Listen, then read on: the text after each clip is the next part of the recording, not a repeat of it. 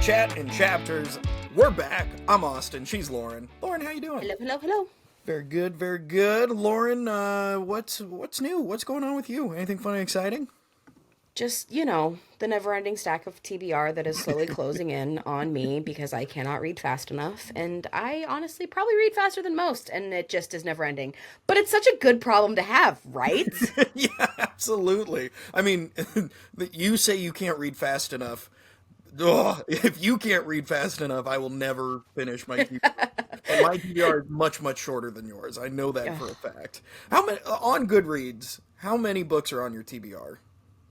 Okay, that's not a good judge because, I'm a clicker. So, Oh, you just technically my want to read right now has over 600 books on it. Holy Now, whoa! now, okay, hold on, back up. I have No. had Goodreads since high school. So this is a Okay. collection of books for well over a decade now. Okay. All right. So, Fair enough. on my physical TBR right now, though, I mean, there's probably 30 books back there. Wow. Okay. All right. And I know I have upwards of 40 on my Kindle that I haven't read. Goodness. Wow. You are impressive. I want you to know that. No, I'm an addict. There's problems. Some addicts are impressive. Okay. Fair enough. Oh goodness. I think on my Goodreads I've got like just under 50, but I'm really bad at I'll start liking a series and I will just go through and put want to read on every single one in the series. And that's my problem. You know what I mean? Yeah. I haven't read Throne of Glass yet. So, I mean, there's 8 books on there alone that are in the want to read category because it's I haven't. A lot of fantasy series are also really long, so I'll go through. I mean, I'm pretty sure there's a good chance that half of those are, not half, but obviously, 30 of them are the Stephanie Plum ones that every time I see it, I just go, do, do, do, do, do, do, do. Yep. So, that's part of it. I totally get that. Yeah. I tell you what, Halloween happened, and I have a very funny story, and there's a reason why I'm wearing this hat. I'm not normally a hat guy, but we went trick-or-treating, and as we were driving home, we were stopped at a stoplight, and I'm wearing this dad hat, and it's just clearly the costume is, I am dad. Boys you're are giving whatever Wreck-It they Ralph are. vibes with the overalls right now. So. Thank you. I appreciate it.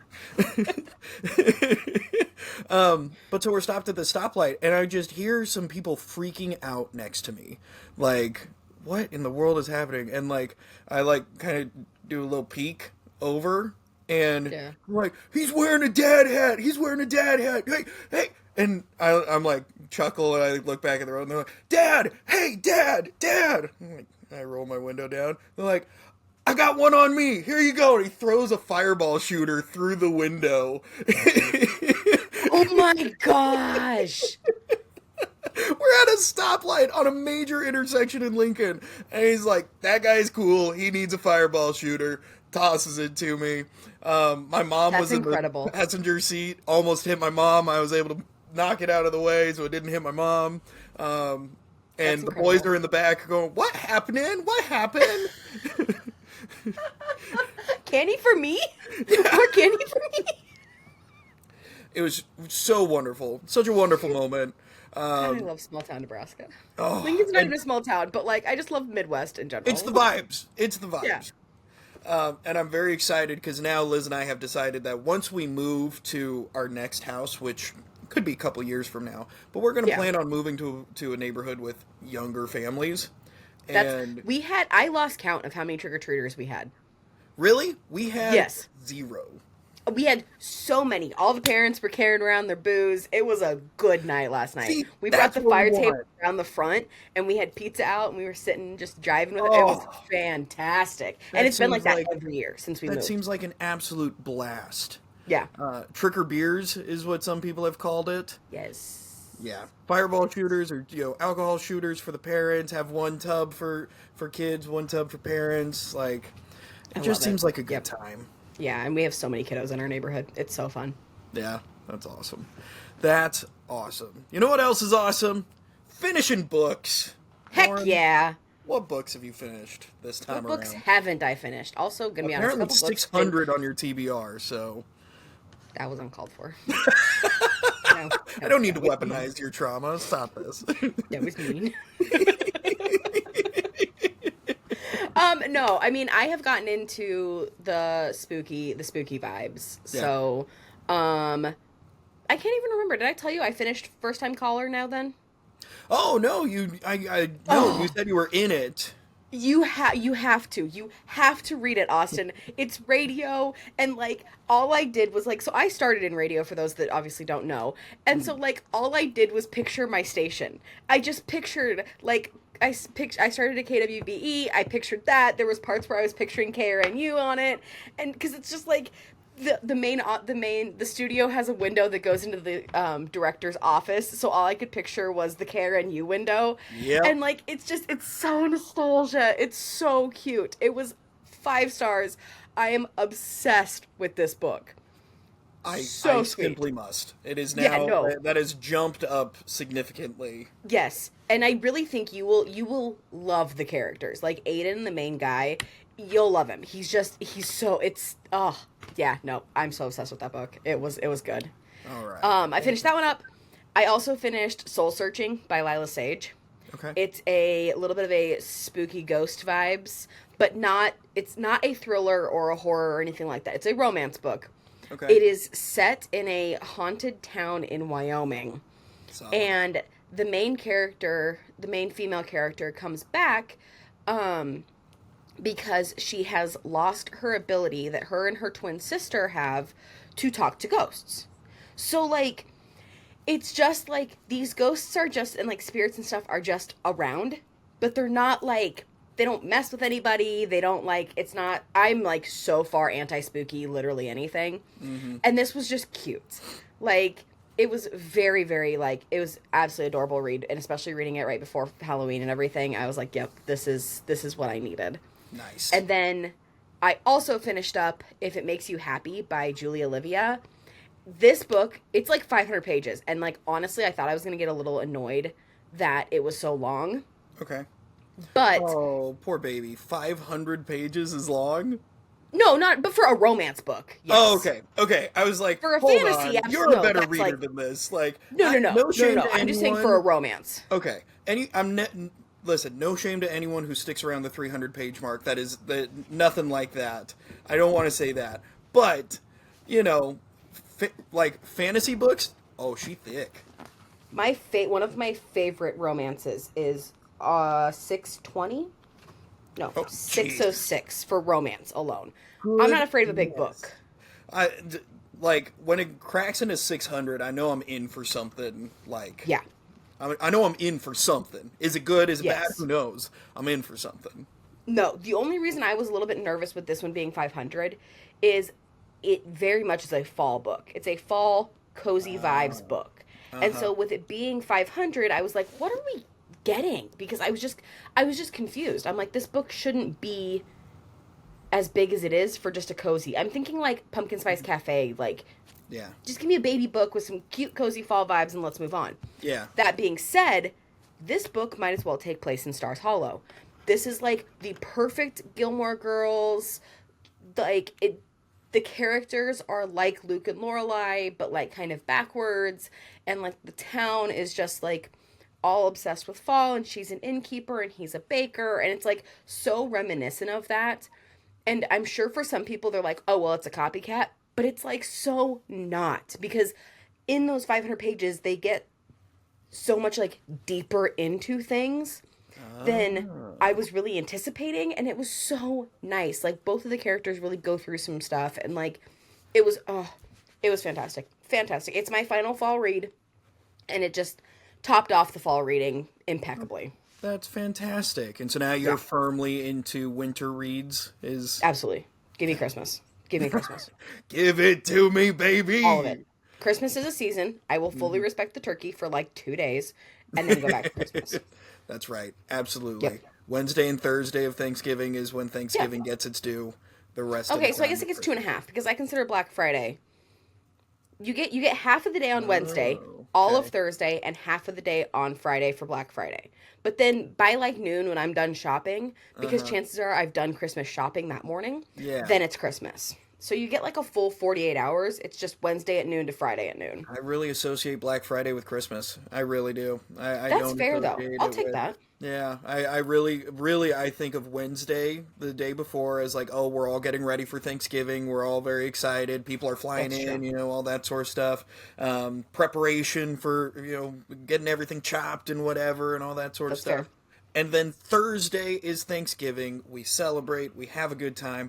And then Friday, we're listening to Christmas music. Like, That's fair. But see, yeah. okay, were you ever like, cause I'm an only child, like, so me and my mom were also the up all night shopping type people. So, Oh, like, I think that's part of why I associate Black Friday with Thanksgiving so much more because, sure. like, we were the up at 6 a.m. on Thanksgiving so we could go get the papers that were the massive stacks with all the Oh, yeah, ads. And, yeah. like, we made Black Friday part of our Thanksgiving traditions Gotcha. because it was Definitely part of the not whole day. us. Like my mom Yeah. did Black Friday shopping, and I went Black Friday shopping with her once, and it was nuts. It was Yeah. wild.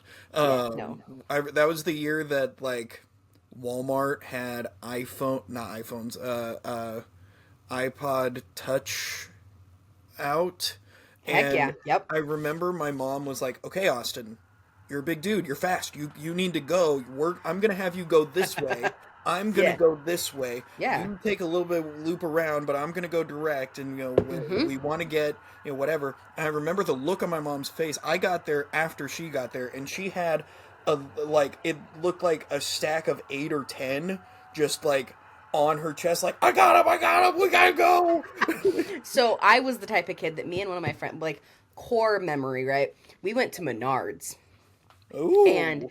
we were getting dog beds. We were getting, like, I don't know, a whole bunch of fun stuff, right? Like, I honestly, the dog beds were the funny part because we were like, okay, you two, and I could not have been older than like 8 or 10, like Okay. barely old enough to really be on my own in that big of a crowd of people, right? Yeah. And it was me, my friend, my mom, and her mom. And we're like, okay, we're gonna go in. You two go. We'll go the other way. All three of we'll go into three groups. We'll separate. We'll meet back. And On her three, and ready me break. jumped onto the cart line over the carts to get ahead of everybody because we were small. So we meet up. I think we all ended up with like 6 dog beds because all three of the groups had grabbed at least two. Uh-huh. Wow. But I will never forget jumping up over the like partition onto the carts to get off of the carts to sprint ahead of everybody. That's incredible. I've also done Best Buy to get a Blu-ray DVD player. In Ooh, which, man. because I was small, I kind of just walked up as the line was going in and cut like probably 100 people, but I was small. Nobody paid me any Oh, attention. yeah. Grabbed my Blu-ray player and got out before the rest of the line had even gotten in. Little rogue you. Absolutely. Oh, yeah. Slept in the Shields parking lot more times than I can count. Oh my gosh. That's incredible. That's Yeah. a whole new side of you I never Yeah. knew was there. But it also Wow. definely tracks, doesn't it? Oh, Like, 100%. It makes total yeah. sense. It's not surprising. It's No. just confirming. It's Yeah. it resonates. It feels nice. 100%. Yeah.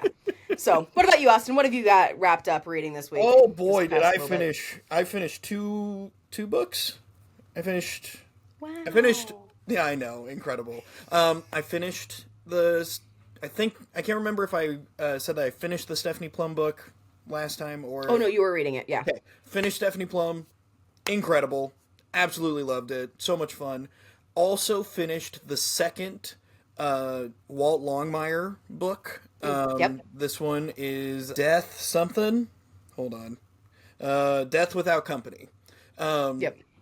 I gave that one 4 stars because it very clearly is setting up the rest of the series because we get 2 new sheriff deputies. We get with funny nicknames and interesting things about them. Like we set up a love interest that really feels like they're going to come back in three books. We get to know his daughter a little bit more. Is the mystery all that great? It's fine. But this feels like a book that is like setting up stuff. Yeah. I mean, I love a good setup story. I mean, like, Yeah. there's a fantasy one that just came out. It's the Shield of Sparrows.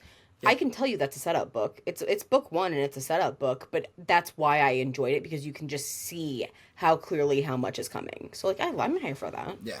I know that there's going to come a moment where Sancho is in trouble and Double Tough is there to save him. Those are the 2 new sheriff deputies, and I can just visualize. I don't know what the situation is, but I know that's going to be the situation, and I'm excited for it. So very good. Then I also finished Iron Flame. Yes! Yeah, baby. Oh, you tore through that. Okay. I did. I burned through it. I wonder why. It was really, really good. Well, hang on. I gave it 4 stars. And a legitimate it is a 4 star. stars. And it's a 4 star. It really is, because all the stuff with Xaden in the first 300 pages sucks. Like, I hate the, like, oh, I can't trust him. Blah, blah, blah, blah. We've already done that. We did it. We did it. We don't need any of that. But the last 300 pages is the first half sucks. The second half makes up for it. It really does. I cannot begin to like describe just how exciting that second half is.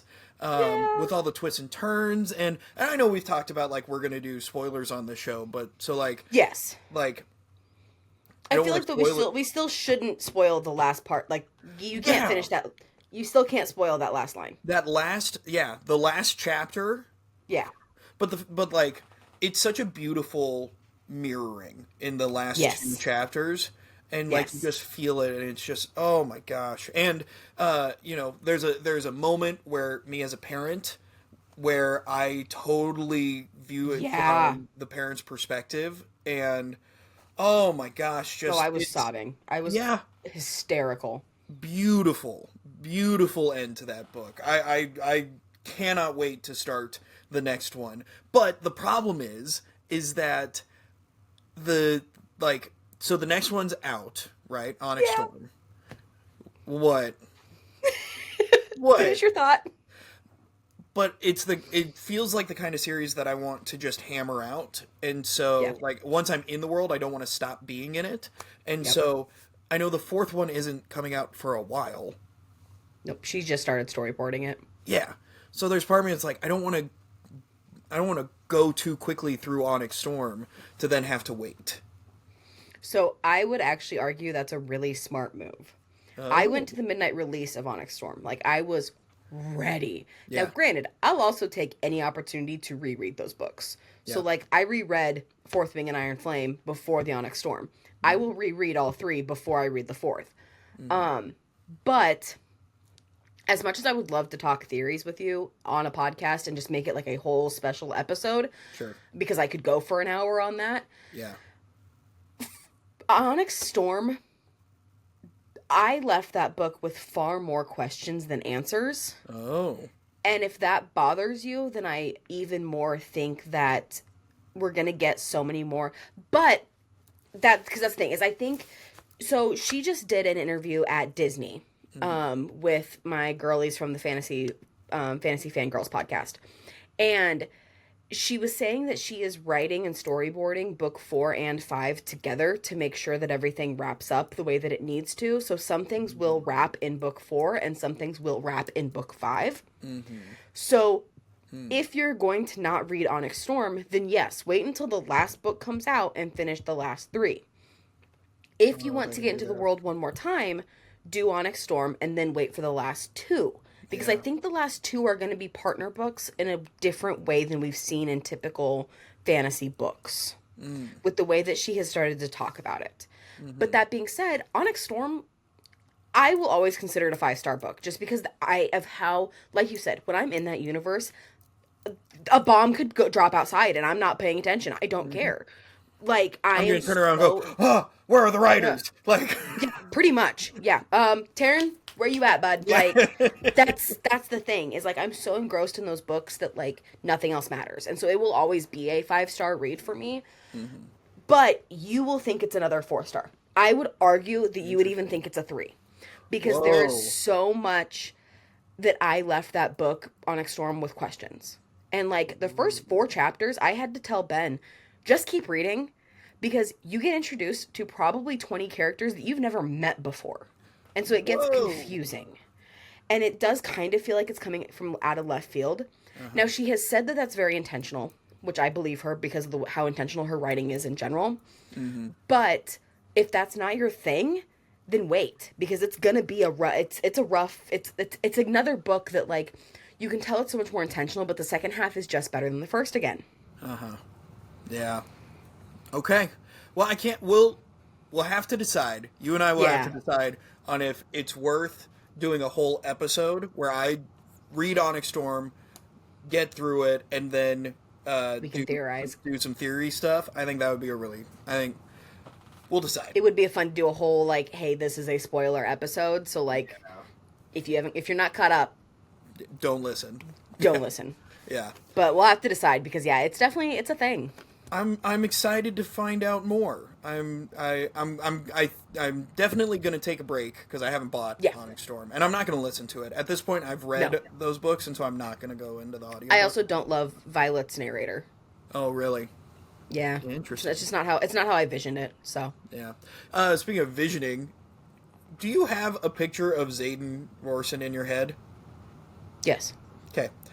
Is it the kid from Stranger Things that that's the lifeguard with the mullet, with the mustache that the mom tries to cheat on her husband with in the first episode of Stranger Things 4? Not even a little bit, bro.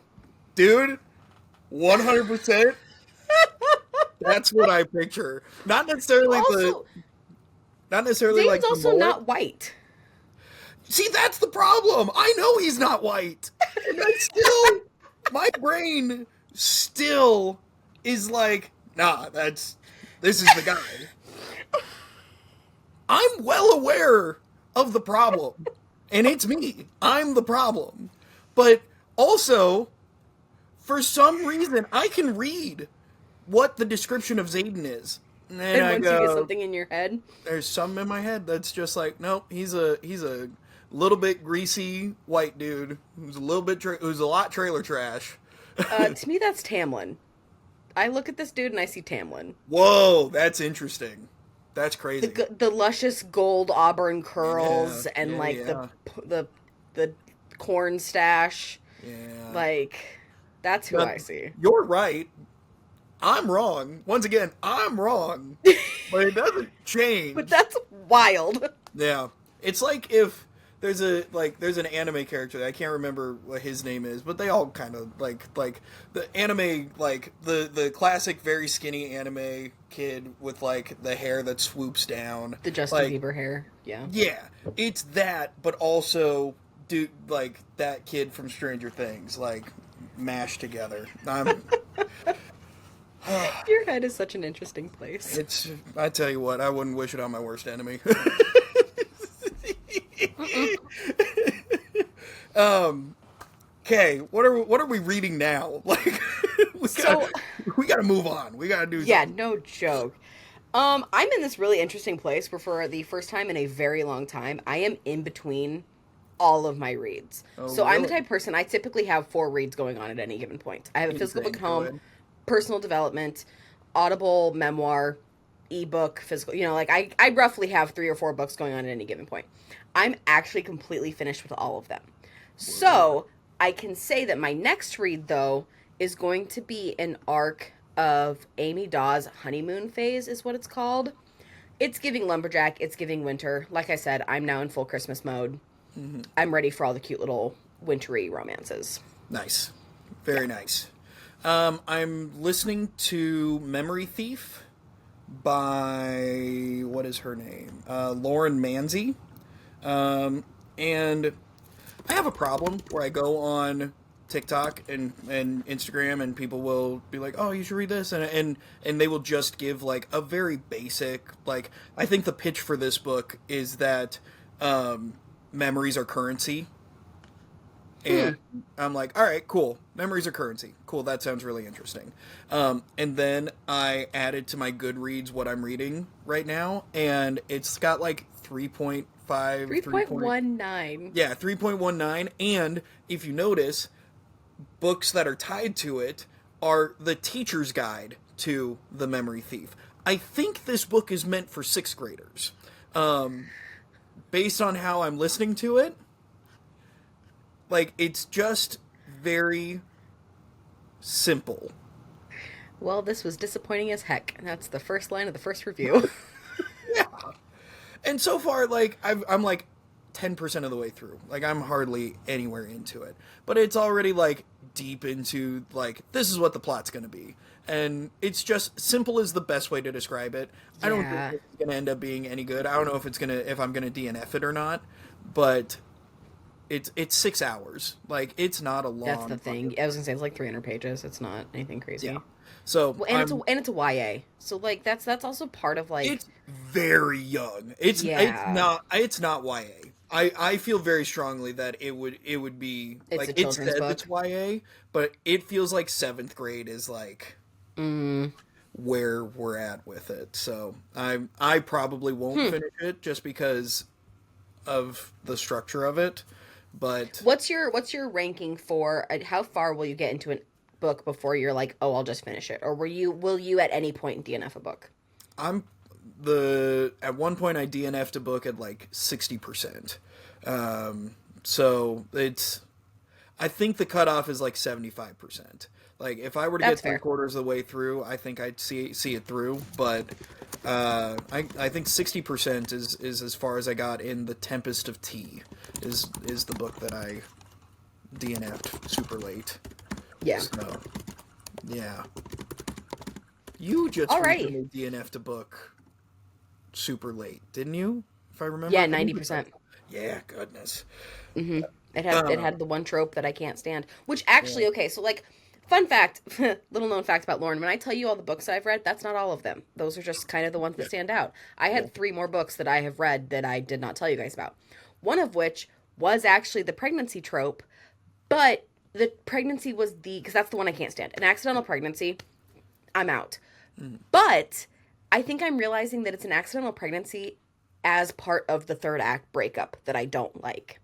I don't want the pregnancy to be part of the reason they got back together.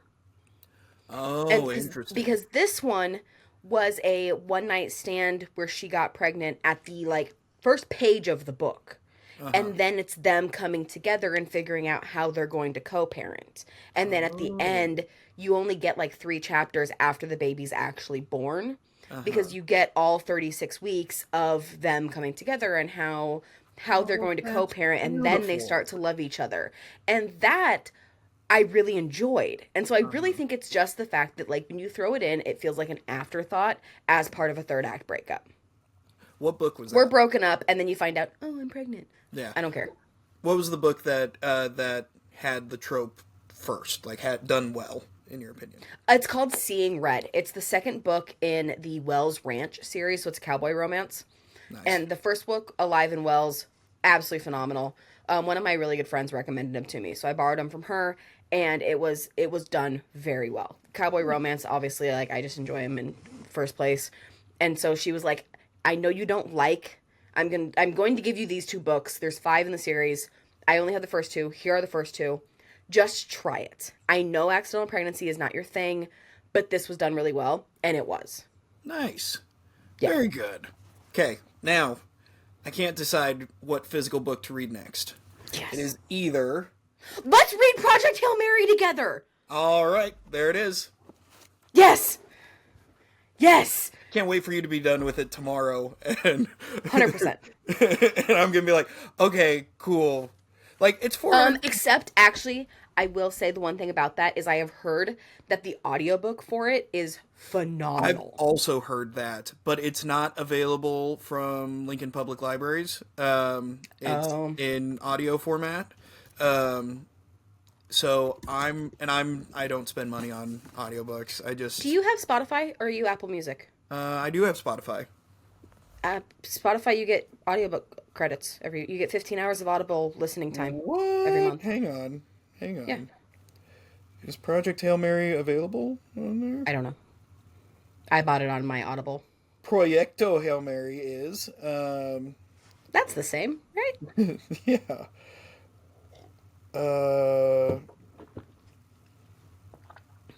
hold on. Is it just in Spanish because it's actually in Spanish, or No. do I have a setting weird? Oh, that'd be hilarious. Project Hail Mary, 2021 science fiction, not available. I don't know. I am unable to listen to it on Spotify unless I want it in Spanish. And I do not want Proyecto Hail Mary. Proyecto Hail Mary. Also, that wouldn't be Proyecto Hail Mary. That would be Proyecto... I never took Spanish. I don't know. But That's wild. That's the only one that's popping up for me, too. So it's not a setting. It's just that's the only one available. So, guess I'm going to read it because I got it. So, the other one, the other choice was Lucy Score's The Dead Guy Next Door. I've heard that one's cute. My mom recommended it to me. And so, I'm like, well, I'll think about it. I bought it at Aldi, of all places. It was a paperback for like $9 or something like that. So, I'm like, absolutely. Yeah. All right. That was a long first segment, and we got more great segments coming your way. We got Unpopular Opinion coming up right after this. All right, everybody. We are rocking some unpopular opinions. Now, we're going to go a little bit of both sides. We're going to do some that we enjoyed, but the rest of everybody seemed to not to for some reason. And we're going to pick a few that we personally didn't enjoy, but apparently y'all did, and one of us got to be wrong, so let's just figure out who that is. So someone's got to be wrong here. Yeah, we're missing something, obviously. So Now, let's go ahead and start with the books that we enjoyed, but the rest of everybody seemed to not to. Austin, you want to kick us off with our first book? For sure. First one, I'm going to save the more extreme one for my second one. The first one is Mexican Gothic by, I forgot to put who these are by. Goodness gracious. That's on my, yeah, of course. That's on my TBR. I am like. What isn't? Shut. Silvia Moreno-Garcia is the author of Mexican Gothic. And I really enjoyed this book. It was recommended to me by my Aunt Tricia last Halloween when I was doing the Stash Book Club on my radio show. And I did a scary theme, whatever. And Mexican Gothic was on there. 4.25 stars because it has, like, it has very spooky vibes. Like, it has ghosts, it has all this sort of stuff, but it's more of, like, an escape book. Like, someone, or the main character is trapped, not necessarily, like, physically, like, locked away, but, like, emotionally trapped in this space, and then eventually does get physically trapped in the space, and it's all, like, it's ancestors, it's history, and it's all coming together. I gave 4.25 stars.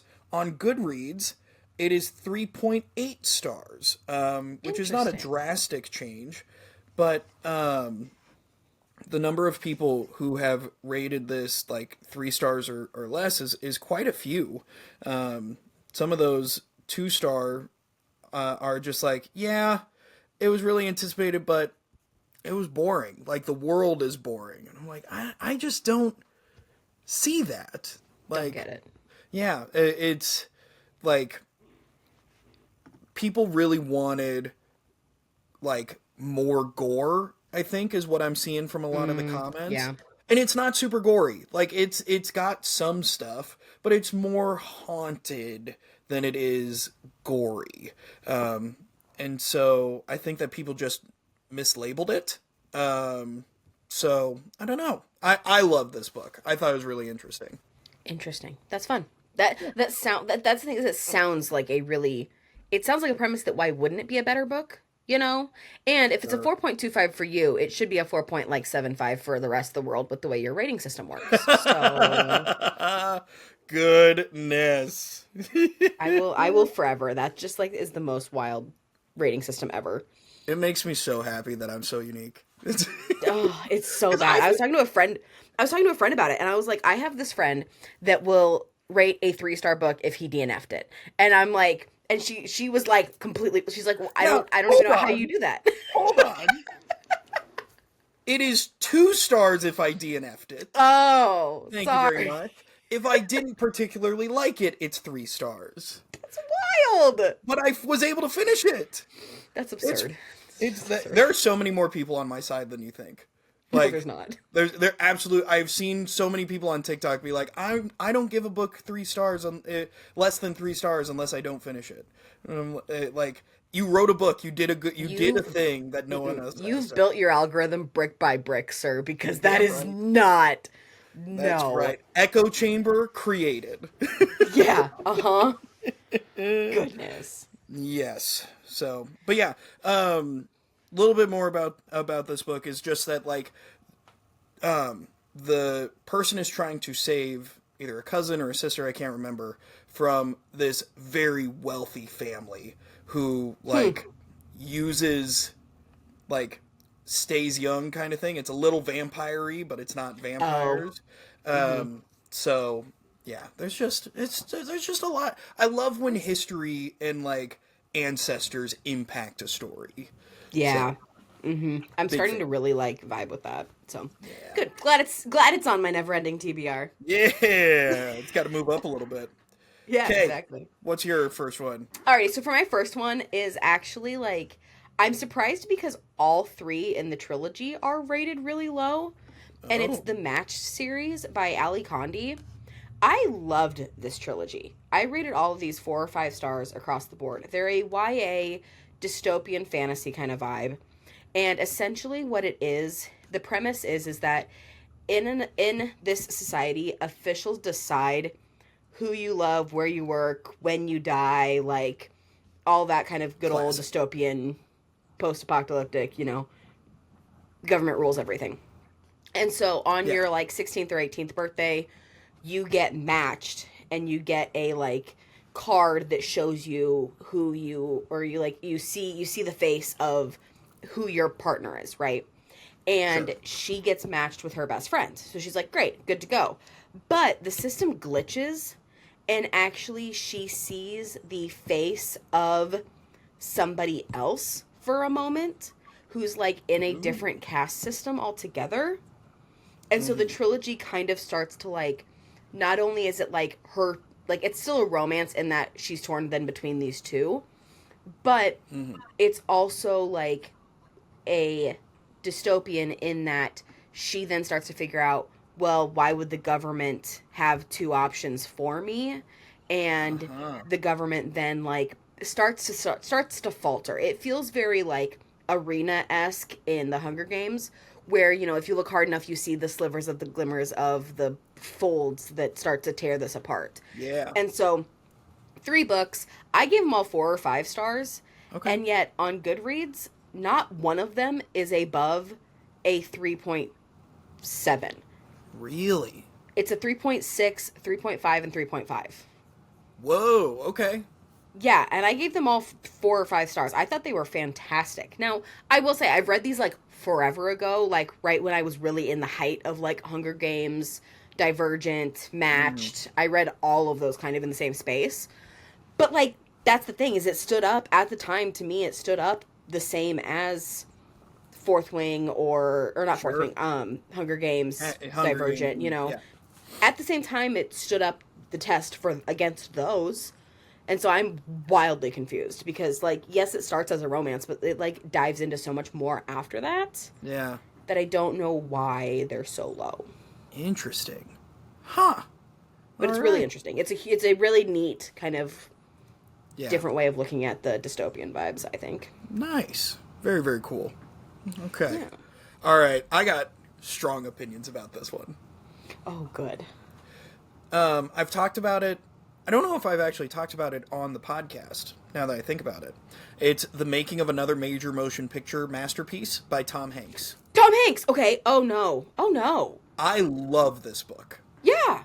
5 stars. I listened to the audiobook. The audiobook is narrated by Tom Hanks with additional voice actors to play a couple other Is it roles. really? Okay, because it's like, it's the next one that I'm listening to after my, like, it's the next audio. I'm going to tell you this right now. You will love this book. And the reason why is because you understand the creative process and how it is so interesting to try and be a creative person in a world where, you you have to you're pulling from a bunch of different places, and you're and all of this sort of stuff. And also the career paths that we have chosen or have tried to go down, it it just takes kind of knowing a person, like getting lucky. For sure. Yeah, 100%.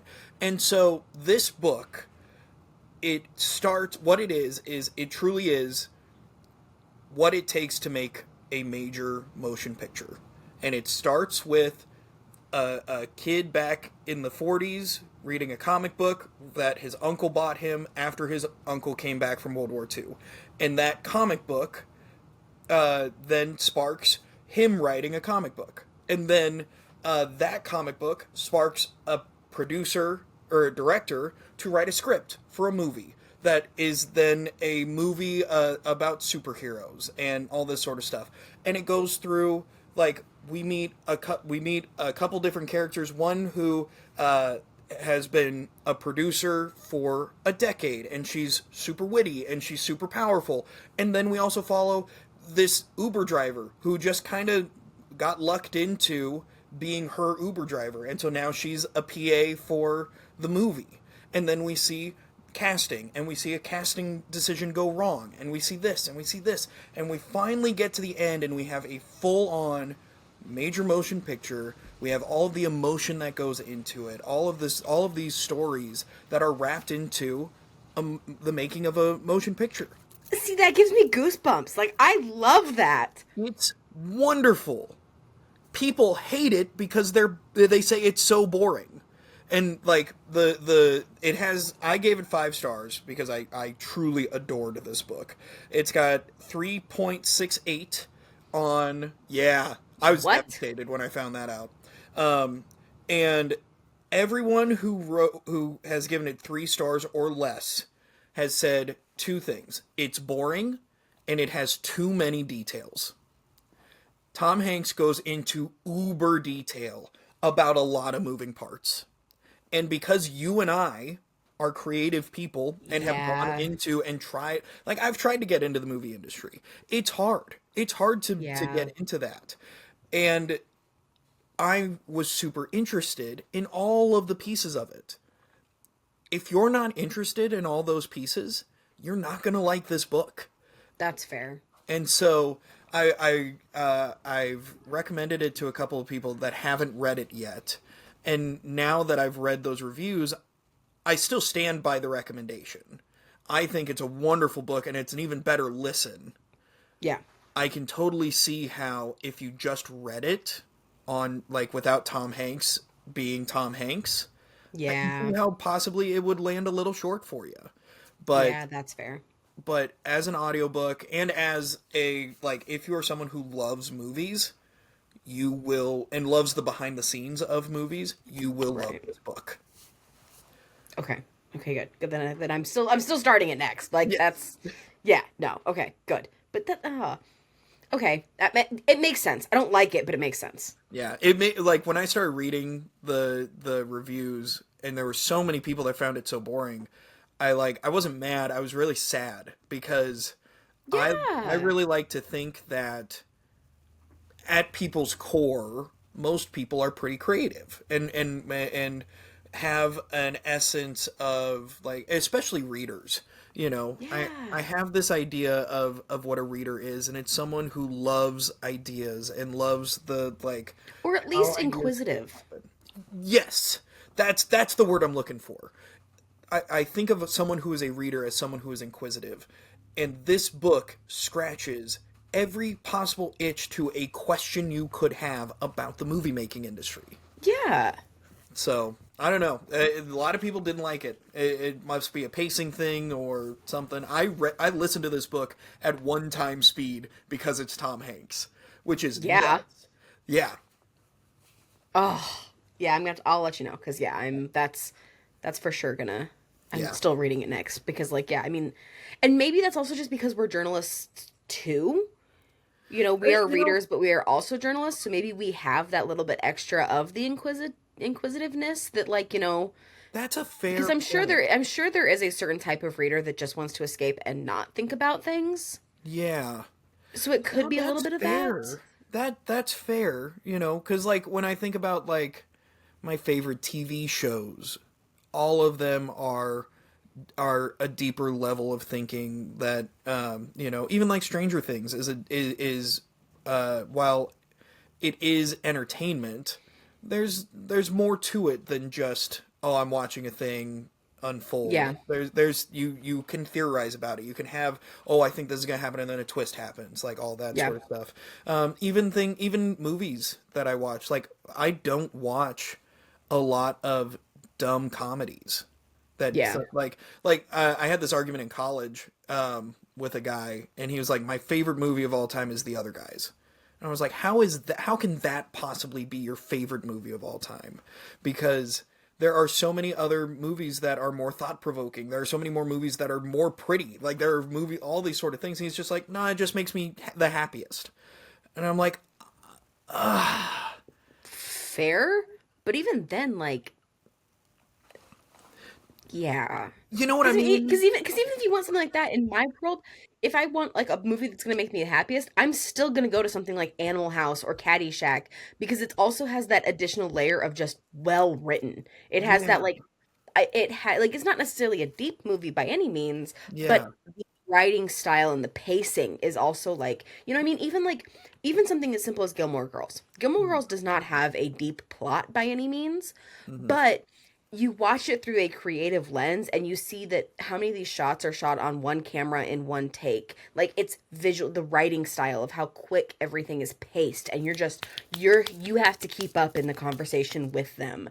And like all of those types of things I notice so much more. But I guess it does make sense that a lot of people that are just consuming content to consume it may not. Yeah. But it is a really weird thing for me too, because I mean, like, even on like such a base level, something that's just cutesy and whatever, I notice so much more of it. Yeah. Yeah. Man, it makes you think. It makes you really try and fit into other people's shoes. And I don't know, like, I made the joke earlier about how I wouldn't put my worst enemy in my mind. I also don't want to leave it. Not at all. The idea of to consume content and to not think of it, just to purely like popcorn, potato chips, like it has no substance to it. That does not appeal to me, right? In any way. Yeah. So okay. Well, talking about thinking and thought-provoking books, my second one is A Simple Favor by Darcey Bell. It's the one that got made into a movie with Anna Kendrick and Blake Lively. Oh, okay. The second one is just recently come out. Okay. This was one of the very first like thriller mysteries I ever read. Mm-hmm. And it's a girl comes in as like mother of kids, so like their mom friends, whatever. But then the like more not as well off mom starts to really like see some things, and like it's a psychological suspense thriller, whatever. It has a 3.3 on Goodreads. Whoa. It was made into a major motion picture. Some would say a major motion picture masterpiece. Boom. But like, I loved this book. That was one that I was like, especially like not, I mean, and maybe that's why I did enjoy it, because I'm not as like into the thriller mystery world, but like, I'm blown away at how this could have such bad reviews, because like in my point of view from it is like, I also like, even there are some of the twists that you can kind of see. There's some of it that you're like very like, okay, this is off, so something's going to happen here. Cool. But again, that deeper thinking on it, that's part of what I enjoy. And if I could read a thriller and know everything that's happening, I'm like giving myself an A+, because I'm like, yep, I figured it out. Like I want to experience it in that kind of way, and like, if there's something that throws me off, that's fantastic too. But there's so many different ways to go about thinking about a thriller, especially a psychological thriller like that, where it's like there's so much suspense building up, and like I'm pretty sure the friend that comes in ends up stealing the husband, or there's like something with the husband in there too, and so like there's a little bit of like a romance plot that's like this sub part, but it's also part of the suspense thing, and like it's a whole world of like messy interwebbed whatevers. But like I understand, because I gave this like 4.5, 5 stars. Like, I really enjoyed this. Yeah. And literally the first comment is a 1 star and said, the only nice thing I can say about this convoluted, ridiculous, and boring hella long novel is that the author, Darcey Bell, is one lucky person. Also, I'm sorry, hella long. It's 300 pages. Oh, dog. Dog. Grow up. Yeah. I said it. I'm sorry. Yeah. Like, Uh-huh.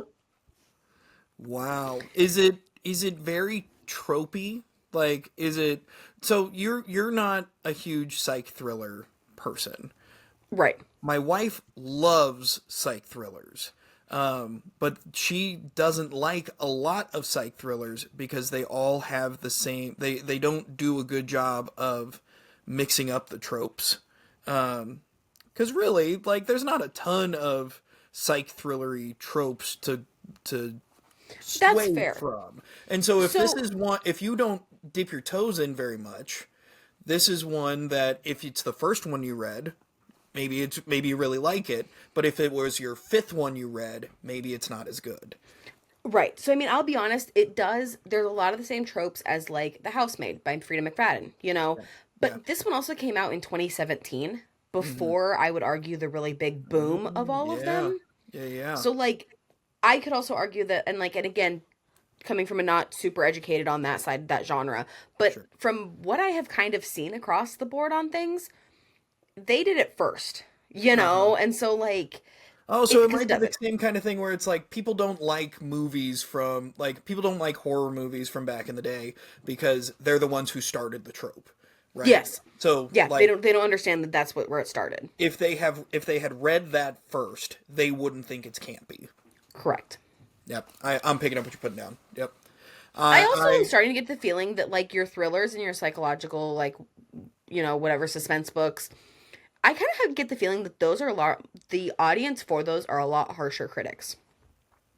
Well, I mean, if it's what you read a majority of, then you know there's a level of, like, I guess it's the same thing I was saying earlier of, like, how many tropes are there in a psychological? Yeah, but I feel like a romance reader Yeah. wants more of the same tropes, where a thriller reader Ooh, doesn't. interesting. Ooh, that's really interesting. I think you're right. I think you're spot Mm-hmm. on. Well, think about it. Think about the difference between a romance reader and a thriller reader. A romance reader is looking for comfort, I would say. Yeah. Yep. Thriller reader is looking for surprise. Mm-hmm. And whoa, I think we stumbled onto something here. That's really interesting. Yep. We're geniuses. Whoa. We should probably have a podcast about this or something. That's Like, wild, crazy. What a good idea. wow. No, I think that's incredibly accurate. That a romance reader wants a lot of the same because they know that that's what they They like. want the comfort of it. Whereas a thriller is someone who is wanting a surprise, is wanting to be on the edge of their seat. Yep. And so, oh man. Which then, okay, also makes sense for a fantasy reader, because a fantasy reader, I feel like there's a lot more of both. They want the comfort of some of the tropes. Yep. There's, like, certain tropes that every fantasy reader loves. There's so much, like, fated mates and stuff like that, like, Yeah. if you want a romantasy, you want a fantasy, fated mates, fantastic, give me more.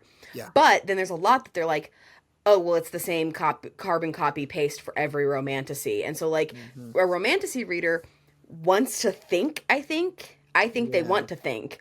And therefore, it's a little bit of both. They want the comfort to know the tropes, but they want it done in a different way. I think you're onto something here. I think that's a really interesting way of looking at it. Whoo, man. I tell you what, we gotta get in a room of authors and tell them what's up. Right. Or we should write a book or something. Oh, no. That's where I'm out. I have too many to read. All right, fine. I'll write the book. You tell me if it's good or not. Perfect. Fantastic. Okay, we gotta flip over. We gotta flip the script. Yep. Books we didn't enjoy, but most people did. Yep. Do you want to go first? Or you want me to? I can go first. Perfect. My first one is, like, I'm going to go with my least popular one, like, overall first. Okay. So I think I talked about this. I think I actually talked about it in the first podcast too. I read Big Chicas Don't Cry by Annette Chavez Macias. Okay. It's about 4 female cousins. And so every chapter switches perspective on these cousins. I got it's like, it's 350 pages. It's not anything crazy. But like, I got so confused trying to keep up with all of these characters and where they were at, because obviously each set of cousins has like a love interest and has a job that it's really different, and like and because it changes literally every chapter and they're small chapters, I feel like I couldn't dive into any one story of anyone. And then I was getting characters confused because it also, I honestly right now can't think of what POV, like what third person or whatnot it was written in. But like, you had to remember who the significant other was in order to remember what character you were talking about and what storyline you were in. And for me, it was really messy. I gave it like 2 stars. I was like, this is like, I finished it, but like, it took me to like 70% way through the book for me to actually care about any of it. And Goodreads has this as a 4.2 star book. Jeez. Man. I don't understand how, when, or why. What are people saying about it? Like, that's such a drastic difference.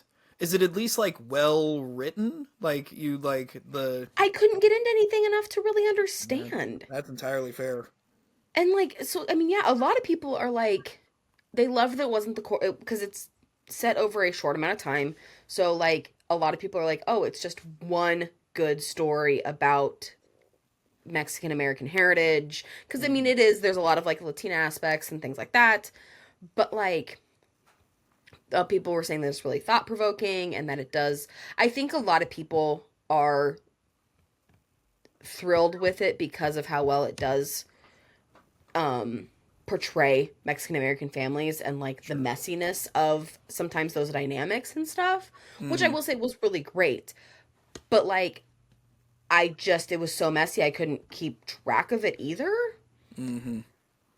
And I think a lot of, like, because what I'm seeing from the reviews here is a lot of them are just like illustrating the importance of traditions and how it was like they brought up like the Spanglish and how when you get so many generations down, you have Mexican Americans in a family that don't necessarily speak Spanish, but then you're the eldest in the family do. And things like that. And so like from that aspect, I completely see where they're coming from. Yeah. It's a representation thing where it's like, absolutely. Like, I didn't grow up in a Mexican American family. Right. I'm going to have a hard time connecting with this in a certain way. And so it'll find the audience that it's meant for. Exactly. Yep. Yeah. And I think if you have any tie to that, you'd probably also understand kind of why it was written as messy as it was. Sure. Because I mean, also to be fair, I'm from very small town Nebraska. I don't even have a family that I really know that has that dynamic that I ever was like around. Sure. To even have any aspects to connect to. Yeah. Man, now I want Liz to read that book because Liz working in low income schools, I think would have a much better look into that. Yep. Yeah, that'd be a really interesting read for her. And one of them's a teacher. Holy moly, I think we found a book for Liz. Yep. Love it. Well, it just goes to show some books aren't for everybody. Totally. And that's fine. Yep. 100%. Okay. This one's a big one. This one's a big unpopular opinion. I didn't like Butcher and Blackbird. I'm scared to read it. Are you? Yeah. For good reason.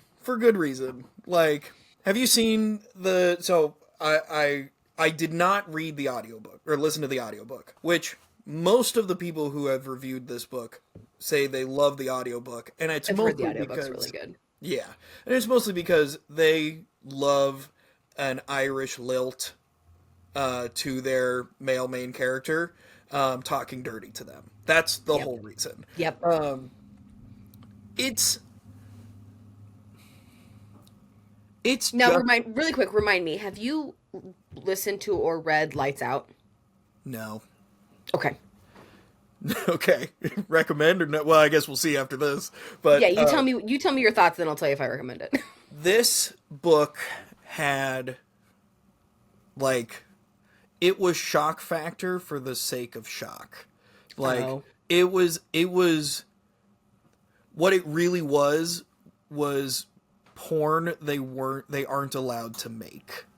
Like, and so it's not like, it's not even like really romantic. It's just like, we like fucking. Like, that's kind of the whole book. And then there's like a serial killer, like they're serial killers who kill serial killers, and they like have a game every year where they try and catch the same serial killer first. And it's fine. Like, those parts are fine, but it's not like, somehow he's a fan of hers, like, as, like, he's a serial killer who's a fan of hers, somehow, even though, like, no one knows who she is, and and then when they finally get together, it's a very messy, like, she's, like, basically, like, she's had her chest caved in from a kick, and he's like, I could never live without you, and it's like, you've met her 4 times and have texted for a year. Like, it's just porn, and it's not even that great of porn. So, like, some people would say this is a dark romance. I don't even know if it's that. It's just, like, it's smutty smut. Truly, it is just pornography that, if you want to actually watch that kind of porn, you have to, like, go to the deepest, darkest parts of the internet for that. So, so I'm not a fan. People love this book. Oh yeah. People. Well, so that's why I bring up Lights Out. So I do think you would like Lights Out. Lights Out has a much more, like, interesting plot line. Okay. And the smut in it is, like, better. I just think, like, it's not my type of thing by any means, because it's still a dark romance, but it's actually what I think of when I think of dark romance. Okay. But I would also argue that you do have to listen to it on audio, because the narrative for it is freaking hilarious. Yeah. I have not laughed out loud so much during a book than when I was listening to that. Really? So funny. That's the thing. And that's the thing, is, like, I've heard that people love Butcher and Blackbird because it's funny. And then I'm like, but I've also seen a lot of people that are like, it's not funny. It's just what it is, you know? Yeah. Where Lights Out is funny. Okay. And I wouldn't think Butcher and Blackbird is funny. Like, there are moments that are silly, and there is one moment that I think, I'm gonna spoil it, that everyone, that's like the gross part. So one of the serial killers that they kill is a cannibal, and he makes ice cream out of semen. The mint chocolate chip ice cream thing, right? Yep, that's it. And one of them eats it. Nope. That's not really funny. It's not funny. It's not funny. No, I mean, like, that's, no. Okay. Then, I do think you would like Lights Out, then. I do think that's, like, because it's actually funny. I mean, he does, like, because he's masked. Okay. And he has a voice modulator on his mask. Okay. And so then there's, like, there's this moment where he forgets the voice modulator part of it, and then he's like, okay, I have to, like, do the spooky voice now because she can't see my real voice because she'll know it's me. Oh man, this isn't working very well. I am Batman. Like, it's so funny. And, like, there are so many, like, he goes and he breaks into her house, realizes that it's not secure enough, so then he buys her a security system because he broke into her house and it was too easy for him to break into. Like, it's fantastic. It's so funny. I mean, like, and to be fair, then it gets kind of, like, weird, and she sits on a knife, and that, you know, gets a little dark. Oh, that's that book? Yeah. I have heard about that. It's one of. There's another book that is way more graphic with the knife thing. Way more graphic. Because that only happens, like, I think once in the book. Listen, where, like, there's another problems. book where, like, it's the whole plot line. People got problems. I tell you what. Yeah, there's a book about a gun. I've heard about the book about a gun. I've heard about I'm out. Not doing it. I'm out. Out. So far out. I'm gone. Yep. Anyway, Lights Out I think you enjoy. Butcher and Blackbird, I'm Butcher and Blackbird. Good lord, words are hard. Blackboard. I will not be reading. That No. officially took it off my list because I Yeah, was kind of and- interested in it after reading Lights Out, and now, nope, I'm just going to live in my little Lights Out bubble and call it good. Yeah, I don't think it's worth it. And the other, there are two others in the series that I'm also not going to read, but it's just the brothers of the male main character, and so it's like I know what's going to happen. Who cares? See, and that's it. We can deep dive more because we have a segment that touches on this. Yeah. Lights Out, I loved. I have no interest in the second or in what's going to be the third book, Caught Up, and the next one, because everybody is saying that the parts they liked about the second book is seeing Josh and Allie from the first book. Interesting. Okay. All right. Yeah. Nice. So, all right, my second one Yeah. is The Favorites by Layne Fargo. Okay. This has a 4.7 or 4.07 on Goodreads. Everybody adored this. It was related to and kind of marketed as a Daisy Jones and the Six kind of for fans of Taylor Jenkins Reid, Seven Husbands of Evelyn Hugo, Malibu Rising, kind of that it's an interview style. So you go into the book and you read a chapter of something that happened, and then there are interviews because it's about a documentary. So you get these back and forth. Okay. I didn't care No. about any of it. I got to a fourth of the way through this, and I was like, okay, so I care what happens about these characters, but I have no desire to read the book to figure out where they get to. Uh-huh. And it just got the writing was really dry for me. Uh-huh. I think the people that have loved it as much as they have are because they did it on audio. Because to get through the last little chunk of this, I did get it. I was able to listen to it on Spotify, I think.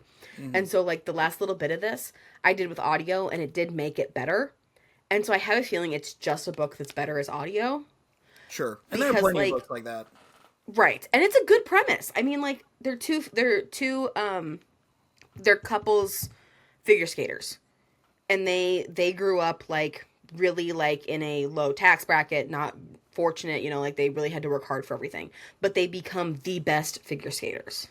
And then they're dating, and it gets kind of messy, and then they break up for a while, that whole other atmosphere of what happens when you break up, but you're the best figure skaters in the world, and there's the competing ones that are brother-sister dynamic. And so this whole world, and it's really messy and drama, gossip kind of things of this world. And it's done well, but it just kind of got to the point where I just didn't care. I wanted to know if they ended up together. I wanted to know if they won the Olympics like they were trying to. But I didn't care how we got there. Yep, I get you. And so I think the audiobook is probably why everybody's in love with it. Mm-hmm. And I think this for me probably had a little bit to do with the marketing, because Taylor Jenkins Reid is one of my top 3 favorite authors of all time. Seven Husbands of Evelyn Hugo changed me. I love that book. And then when this wasn't even close, tough to her writing style and stuff, I think really took me out of it even more. Yeah. But I was just nope. Mm-mm. I gave this 1.5, 2 stars. I was absolutely not. Rough. That's tough. Yeah. And you like sports romances, I like sports romances, and I love that kind of interview style. It felt very nonfiction-y. And like I said, I cared that's why I gave it the 1.5, 2, and not just a 1 star, is because I cared what happened. I just didn't care to read it. That's fair. This next book was a 2018 Goodreads award winner of Oh no. Yeah, it was a Goodreads choice winner, Vengeful by V.E. Schwab. I love V.E. Schwab. Have you read The Invisible Life of Addie LaRue? Nope, haven't. Oh my god, that's another top tier. That's another top 3 book for me. Yeah? Yeah. I've heard it's fantastic. Oh, it's life-changing. Life-changing. It's so good. Okay. It's on my list.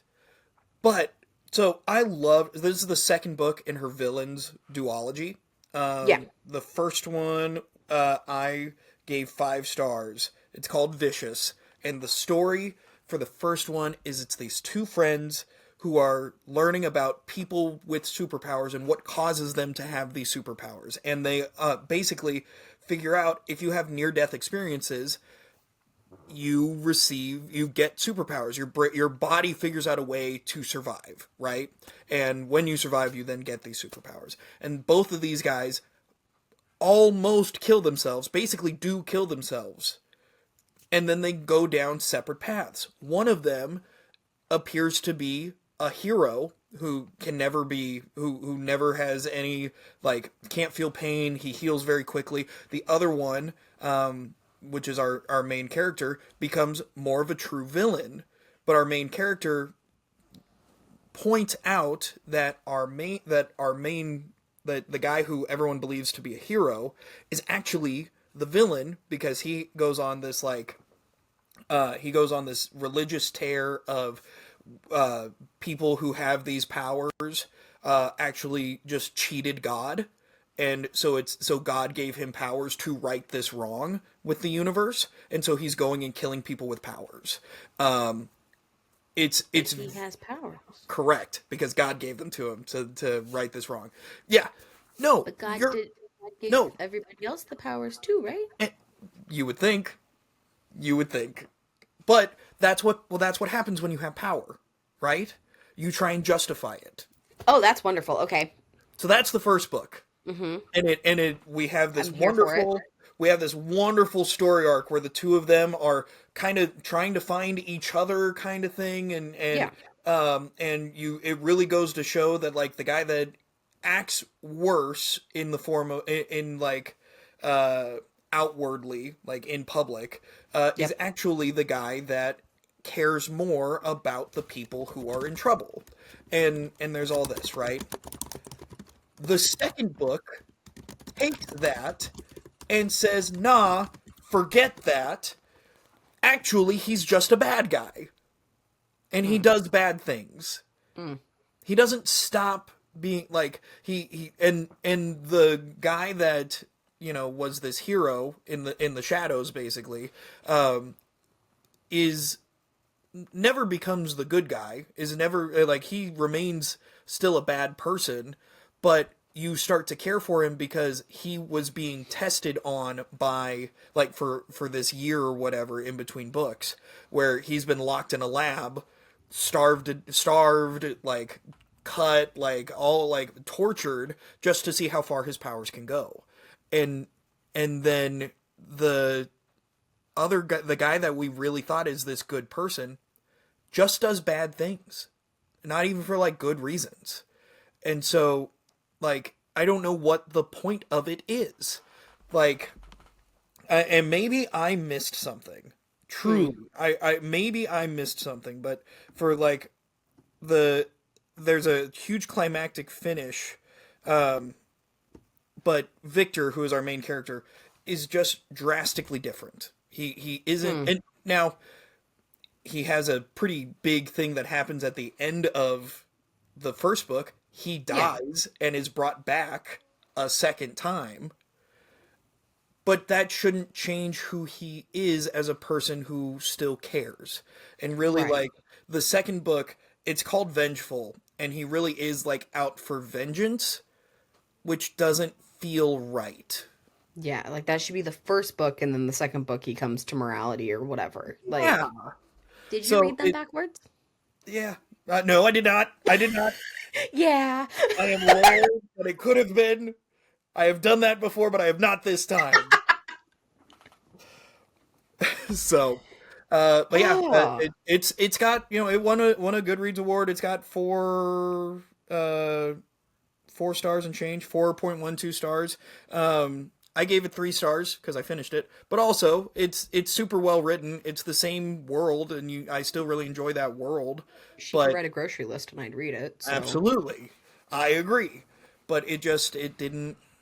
It's just really. I feel like that's one I'm gonna have to read and make my own opinions on, because I'm still just like I almost don't I don't want to believe you. Like, that's the kind of, like, that's weird. Like, it doesn't seem.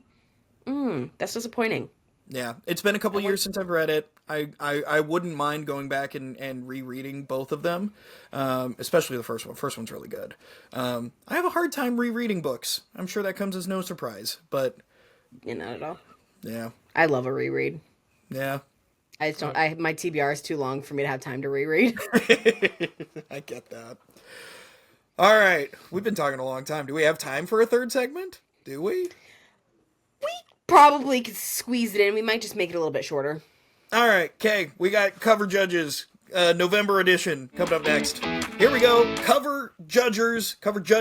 Don the robes. Don don. It's time to judge some covers. We're gonna go really fast for these because we talked a lot in the previous two segments. Lauren and I are surprising to no one. Yeah, we like talking to each other, and I've got two kids, so I don't get to talk to Lauren very often. But so November releases popular. This is on Goodreads. November releases. Number one is Callie Hart's Brimstone. It's the second of the Fae and Alchemy series. Current rating of 212 ratings on Goodreads is 4.28. So that's why it's up there. And I tell you what, it's a good cover.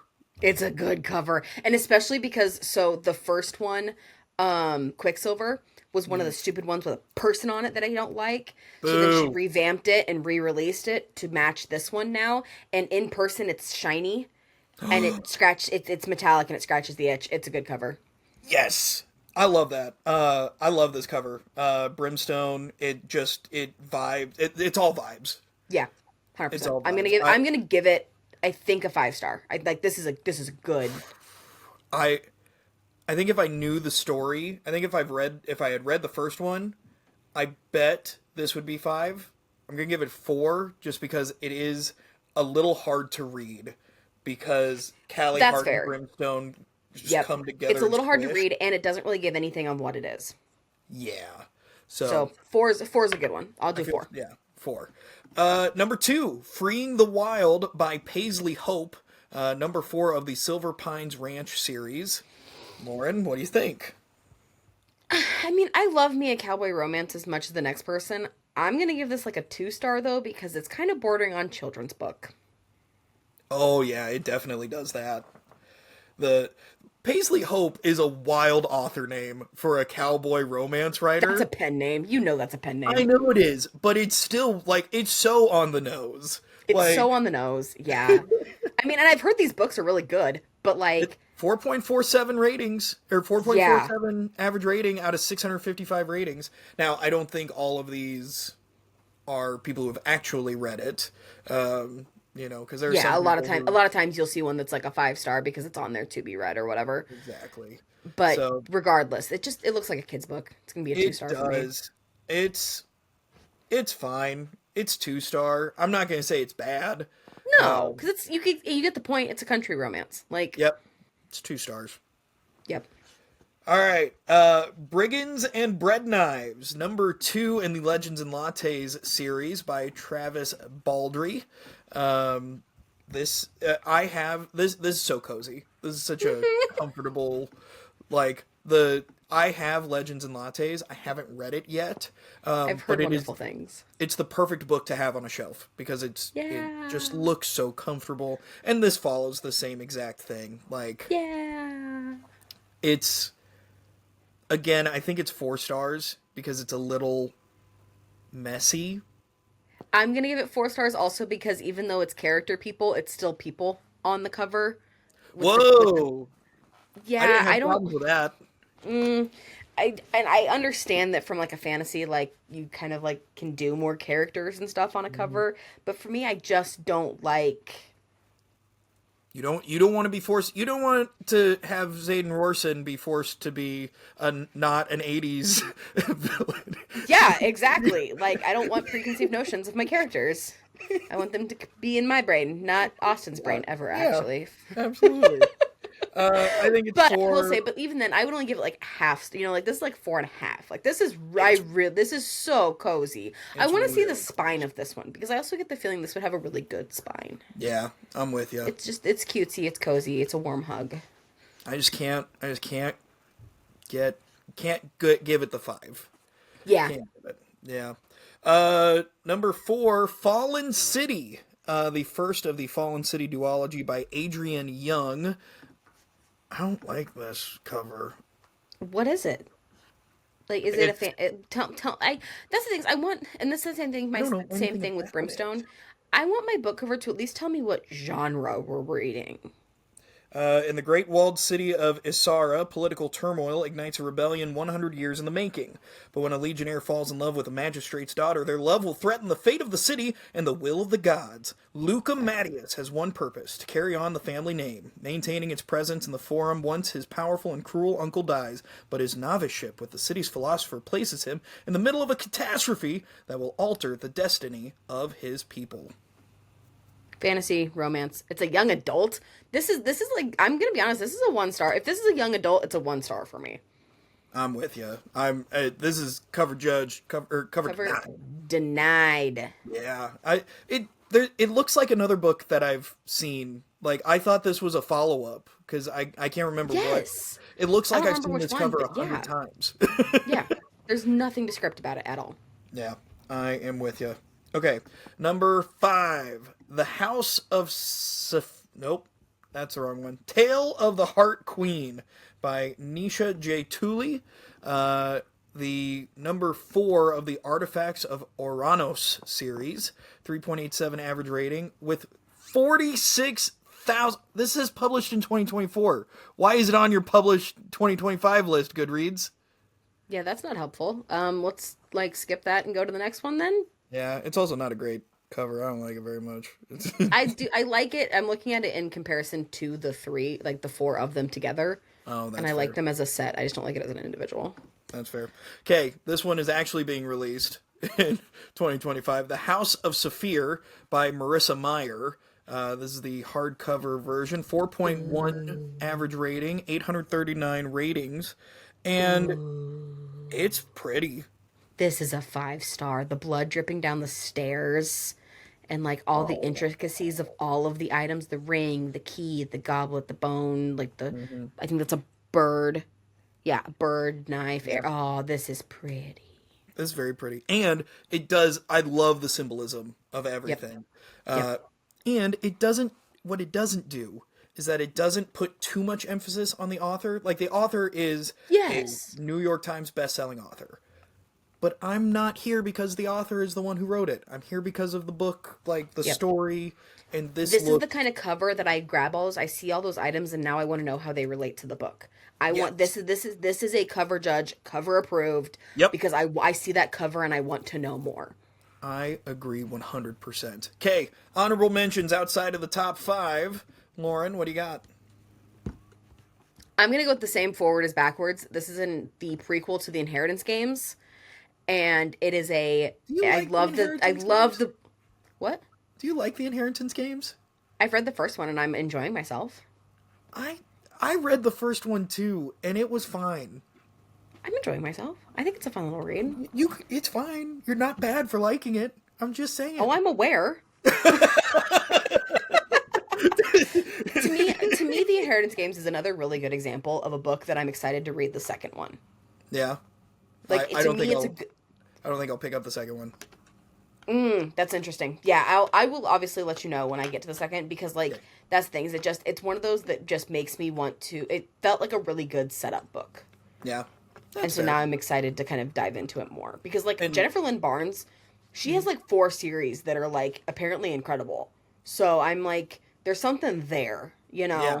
And I like that this Inheritance games world, it can be as big or as small as you want it to be. If you want it to only be 3 books, it can be.